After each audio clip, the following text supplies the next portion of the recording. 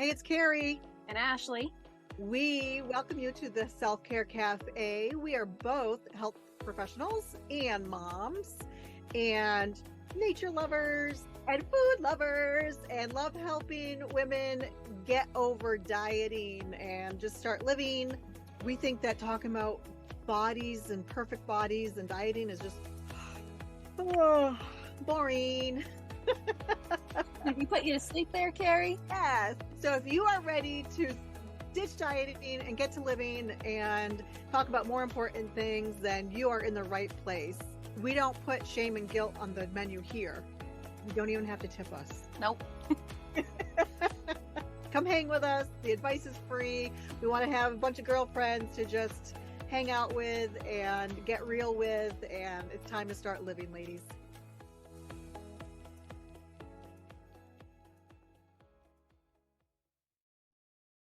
Hi, Carrie. Hi, Ashley. How are you today? I'm good. We're coming to you today from our closets. The only place that sounds good for you. Yes, that is. We're trying to get good audio for you. So we're both stuck in our closets. Yeah. But we wanted to kind of come on today and tell you all a little bit about ourselves and our podcast and what we're going to talk about. And yeah. So Ashley, tell me a little bit about yourself. So Carrie nailed it. My name's Ashley. Nailed it. I'm a registered dietitian. So I help people with their nutrition. I help people with food. I love helping people with their relationship with food and how they think about food. I was like a traditionally trained registered dietitian. And I got my degree and my registration in about 2010. So I've been practicing for about 13 years, which was crazy to think about. I was thinking about how long it had been the other day, and I was like, oh my gosh, it's over 10 years now. Yes. But yeah, and I've worked in lots and lots of different places. So public health for a WIC program and clinics and hospitals and nursing homes. And most recently I have a private practice. So seeing clients one-on-one, getting referrals from some doctors' offices, but also people are reaching out on their own. Awesome. And working with Carrie. Yes. Doing this fun stuff. So that's mostly about me, I think. From a non-work kind of side, I just gonna ask you about that. Yeah. So I live in Vermont. I live with my family, and I have a daughter. She's 8. We've been doing lots of outside fun activities. I really like eating really good food. Tacos are one of my favorites, and chocolate is they might be about tied probably. And I like walking the dog outside. I really like working from home most of the time. And in the summer, I really like doing hiking and kayaking and being outside in the sun and just soaking that up. Yep, you are an outdoorsy Vermont girl. That's right. Yep. This year we might actually, thanks for reminding me, we might actually do some maple taps to make our own maple syrup on a very small scale. We did it last year. It didn't turn out super great, so we'll try again this year. You're gonna have to get on that though, because I know we're tapping the tree. Already been. Yep, this weekend. You're welcome for the reminder. Yes, thank you. Anything else, Carrie, that you want to know gosh. about? Well, you're a multipreneur, right? That's right. Yeah. We also have another little business going with some other partners. Yep. Vitamom. Maybe we'll talk about that in a separate episode one of these times. Yeah, for sure. But that's another thing that you can check out. I don't know. You're just all around awesome. So yeah, thanks. Same to you. So let's hear about you now. Get me off the spot. Off the hot spot. So I have a background in exercise physiology and health education, and I am currently going to grad school for health psychology. I will be done, God willing, in September. And I can't wait to have my life back, and put more time and energy into this. And Ashley can't wait either. And I don't know, I've done all kinds of things with my, base on my degree, but before that, I actually was a stay-at-home mom for 13 years, and we homeschooled during that time. I have 4 amazing sons. They are unfortunately all grown up now, but one of them just gave me, my oldest son just gave me my first granddaughter, first grandchild, but my granddaughter, which is Congratulations. great. Oh, thank you. So in love. And I have a couple bonus kids, and so that kind of accidentally veered into my private life, but or my personal life. But back to business. So I've done things like cardiac rehab, post rehab training, taught fitness and yoga classes for many, many years. Used to have my own studio. A lot of clients that I work with have some sort of either they're older and they're trying to maintain their independence. I've had traumatic brain injury clients, spinal cord clients, clients with cancer, clients with heart disease, diabetes, you name it. So that's sort of the route that I've gone. I've been a freelance writer and editor for, I started the year my youngest was born, so 25 years. Scary to think about that, but yeah, I've written for all kinds of different national women's publications like Shape, Fitness, Cooking Light, Health, among others, as well as some trade publications, and on contract for editing right now for a national publisher. What else? Oh, I have a book. I wrote a book, and it was published in 2004, so it's been a while, but I do have my next one planned, and have been fleshing that out a little bit, and who knows, maybe Ashley and I will also write one together. Who knows? And yeah, and what else? That's a we've been lot, isn't it? yeah. Yeah, and thanks for mentioning the types of people that like you've worked with in the past, because sometimes as health professionals we can get really zoned in on one specific like audience or type of patient, I guess. And I'm kind of in the same boat as Carrie, where I've worked with a lot of different types of people and people with lots of different conditions. So I think we've both worked with pregnant moms, young kids, and like Carrie said, people with diabetes and heart disease and cancer and kind of the gamut. So I really like that we both, I really like that we both have such a wide range of experience too. Yeah, and we neglected to say that we are also both intuitive eating counselors, certified intuitive eating counselors. So we have sort of the same philosophy around food and bodies. And I'm a recovered anorexic. And we'll get through different episodes.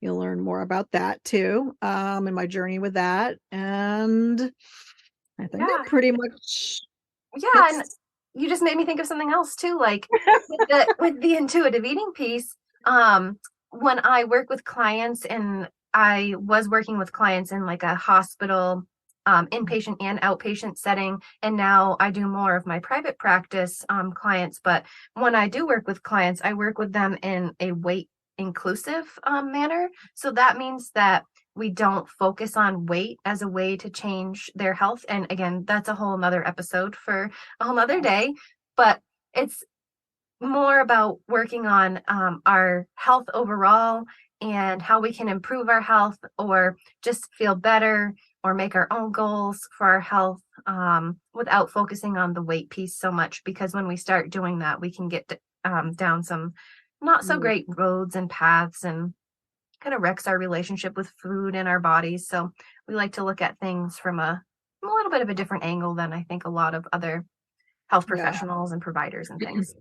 Yeah, for sure. And as, a health and fitness professional, same thing. Like I would steer my clients away from focusing on the weight loss. And instead let's focus on, whole health, overall health habits. And it's not just food and exercise, it's also how much quality sleep are you getting? What's the stress like in your life?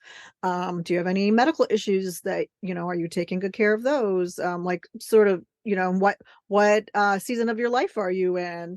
Are you a postpartum mom? Are you a menopausal woman? Are you perimenopause? Like all these things that affect your health and also affect your sleep and your stress. And it all is interrelated. It's hard to really, you can't really box each section into its own little box. So it's you'll see through these episodes that Ash and I really focus on you as a whole person, right? It's not you're not just that number on the scale. That's Right. that is not define who you are at all. Exactly. There's so many other dimensions. Yeah, and I like to think about too, like bringing it back to the healthcare world. Like a lot of times when we go in for, and I don't like to throw, providers under the bus, but a lot of times Here we go. I know, a lot of Just kidding. Carrie knows what I'm gonna say. Times we just get into this whole like, quote, diet and exercise lecture, and there's so much more to it than that. Like Carrie was just saying, like stress and sleep, and what about your social connections and your finances, which play a role in your stress or sleep levels and all of that. So yeah, Yep. we like to focus on what else is going on in your life for one, and also like what are your beliefs around your body, or what are your beliefs around bodies in general, or what are your beliefs around health, what are your beliefs around food and what meals quote unquote should look like, and all of that kind of thing too. Yeah, absolutely. I remember when I worked in rehab years ago, one of our patients came in just sobbing, and she said, my doctor just told me in order to fix my back problems, I just needed to lose weight.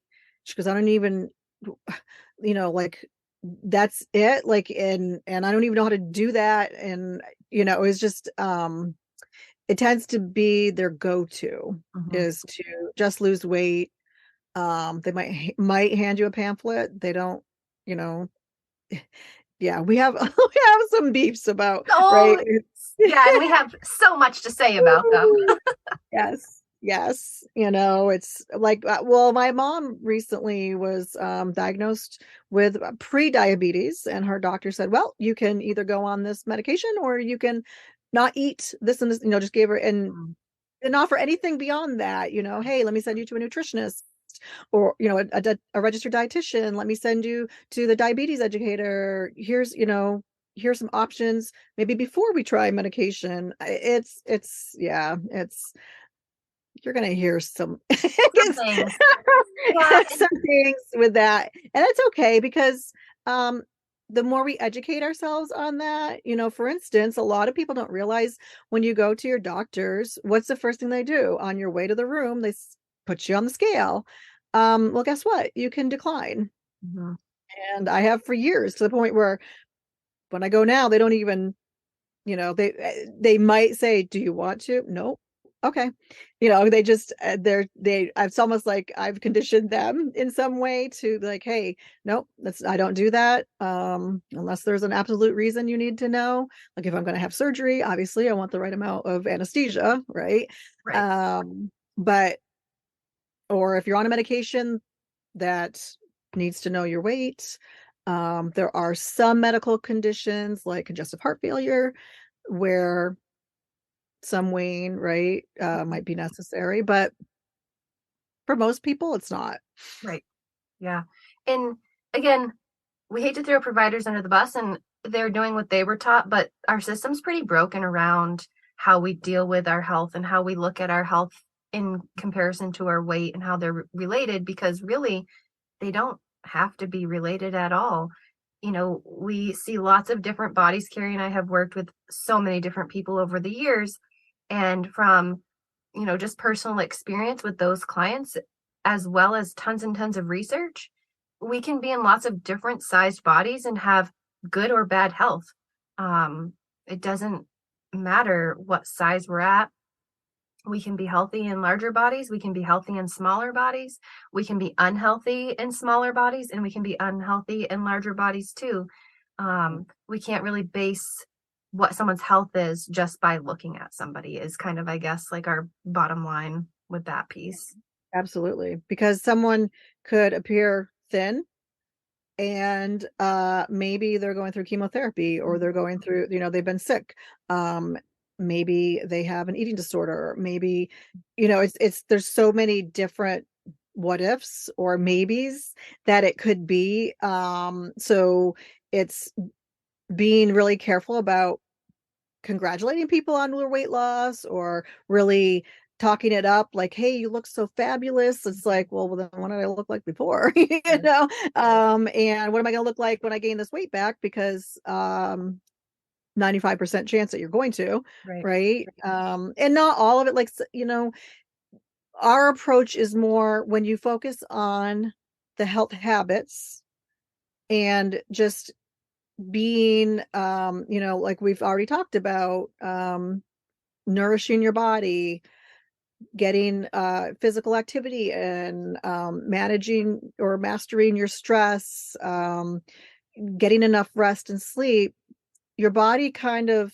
finds where it wants to be, without all that stress of dieting and weighing yourself. And it is so stressful, like when you start really talking about it and thinking about it, and how freeing it is when you don't feel confined to those rules and that box that you're trying to squeeze yourself into, that really wasn't created for you.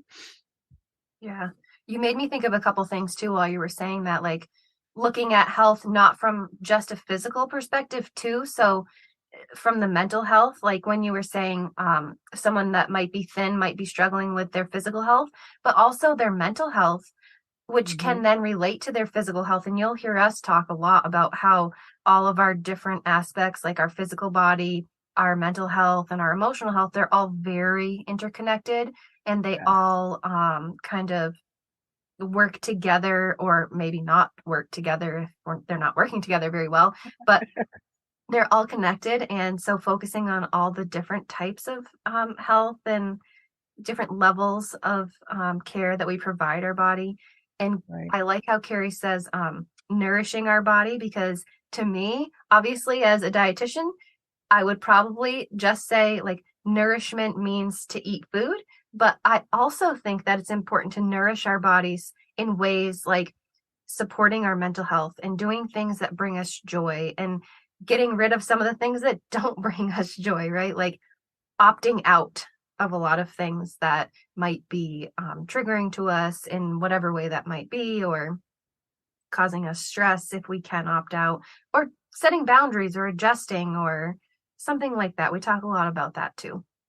Yeah. Yeah. Make sort of designing your life um to fit your needs, and the way that, um in a way that brings joy back into your life, right? Or maybe for the first time, if you've never had it before. And and thinking about that whole, complimenting people's weight loss, reminded me too, this is sort of an extreme example, but when I was going through my marriage problems, and I used to use anorexia as my security blanket.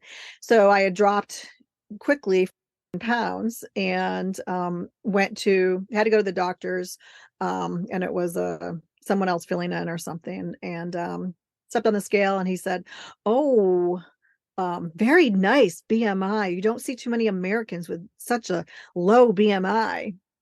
And I'm Mm, thinking, thanks. Now this is a doctor, an MD doctor saying this to me. Clearly he didn't know my history, but that sort of is also the point, right? Like, we don't know people's histories. So it's just another reason to be careful about complimenting people's weight loss, because in that case, it just reinforced, I wanted to look at him and say, because I knew what was going on, you jerk, like I'm in an anorexic spell right now, and thanks for encouraging it. So it's just, you'll hear more and more things like that about just kind of getting real, right? Like we're gonna get real about our bodies, and because I just feel like sometimes it's almost like commercials and the ads and just media and public health in general. They just put so much emphasis on what our bodies, quote unquote, should look like. And you have to lose weight to be healthy, and you have to lose weight if you have this condition or this condition. And none of that is necessarily true, which is so frustrating because, one of my biggest frustrations is like, there's so much research out there about all the things that we talk about. And we're still, as a culture, like really pushing these unhealthy ways of living with dieting and overexercising and focusing on our bodies, size as a way to measure our health. And it's just a bunch of baloney. Yes, absolutely. Because even the BMI, which, a lot of them moved away from just weight to using BMI, which all BMI is a ratio of your height to weight. So saying, what should you weigh at your height? Well, it doesn't take into account, muscle mass and the size of your frame and bone density. And like, there's so many different things. We'll do a whole episode about BMI because there's so much more to say about that. Yeah, there's definitely is, for sure. Awesome. Anything else you want to add, Ash, in this our first episode? I don't think so. I think we covered a lot. We did. Well, sort of as the overall blanket. Yeah. We tend to do that. We tend to go on little tangents, but it's okay, because it just shows you're gonna get a lot of information in every podcast episode. For sure. A lot of information and like realistic ways to think about things differently, maybe, to maybe explore your relationship with food or your thoughts or beliefs around food and your body and how we look at bodies in general, all of that. And then, like Carrie said, kind of figuring out ways to design your life to be what you want it to be and to bring some joy back into your life. And hopefully, making it a place where you want to hang out. Yes. In your own body. Exactly. In your own body. Yeah. And also, just because of our backgrounds doesn't mean that we don't struggle. I think that's a misconception a lot of people have. Oh, well, you're this quote unquote professional in this area. What do you know really, other than just book smart, right? Except that the truth is, and even most professionals, I would say, have struggle just like everyone else does. So whether or not they admit that, right? But no, we're just two real women, moms, and a smidge of grandmom in there. And just want to help you, like Asha said, hang out in your own body, and have fun with it and find some joy and ease and confidence, and can't wait. Yeah. Awesome. Well, we'll see you next week then, I guess, right, Carrie? Yes, ma'am. Thanks for listening. We love you, Latte. Love you, Latte.